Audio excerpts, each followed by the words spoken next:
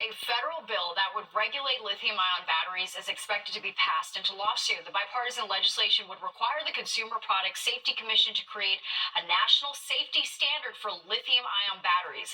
The FDNY has been warning about the fire risk associated with these kinds of batteries. They're commonly used in e-bikes and e-scooters and have been linked to hundreds of fires in the city. We know the problems we see here are occurring all over the country. This legislation will finally allow everyone to be on the same page when it comes to the safe use of these devices.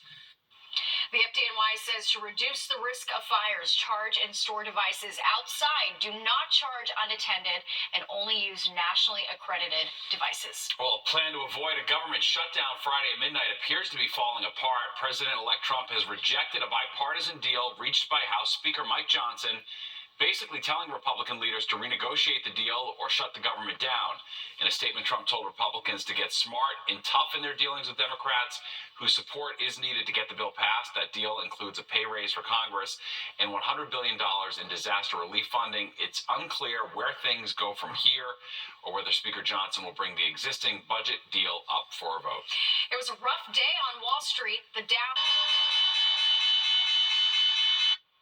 dropped more than 1,100 points, one of the worst days for the market this year. This came on a day that the Fed cut interest rates by a quarter point to 4.3%, but the market reacted poorly after they hinted there may be just 2 additional cuts in 2025 in anticipation that inflation will be higher next year.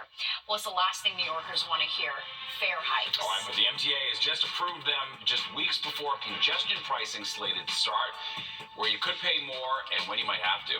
And the numbers are in. Could fewer teens actually be experimenting with smoking and drinking? New research says the answer is yes.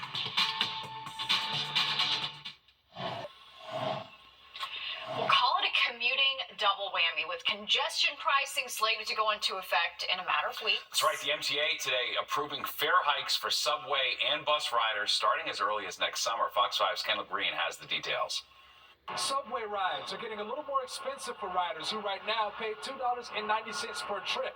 But come August, they could be paying as much as $3. I think it's As part of its final 2025 budget, the MTA board unanimously approved next year's fare hike, as the agency's top brass claims the majority of their costs, 80% so far, cover people, pensions, along with their health benefits. That's where our expenses go, as well as energy to power the third rail and to make sure that the buses move, whether it's natural gas or diesel or otherwise. So, on buses and trains, riders can expect to pay 4% more, consistent with price hikes in recent years. I think that the prices have increased too much over the years. I think in less than 10 years, I think the price has raised by almost $1, or 75 cents. And I think they should really change that. But months before the looming fare hikes next summer, congestion pricing is set to go into effect on January 5th, charging drivers entering Manhattan below 60th Street approximately $9 a day. Speaking with commuters about the fare hikes, some, of course, are livid. There's a delay every other day. There's construction happening, and it's also where's the $2.90 going to? So now it's $3 for what? You know what I'm saying? Others keeping the big picture in mind. I'm personally fine with it, but I think it probably would affect a lot more people than just me. On the one hand, they have a lot of work that they need to do, but on the other hand, I don't know, it just feels like the money should come from somewhere else also, when a lot of New Yorkers are just trying to make ends meet. Now, this fare hike has to be approved in Albany, but if it does, commuters could expect to pay at least, again, $3 per ride. That's the latest here at the Harlem Station. Kendall Green, Fox 5 News. Well, a bill addressing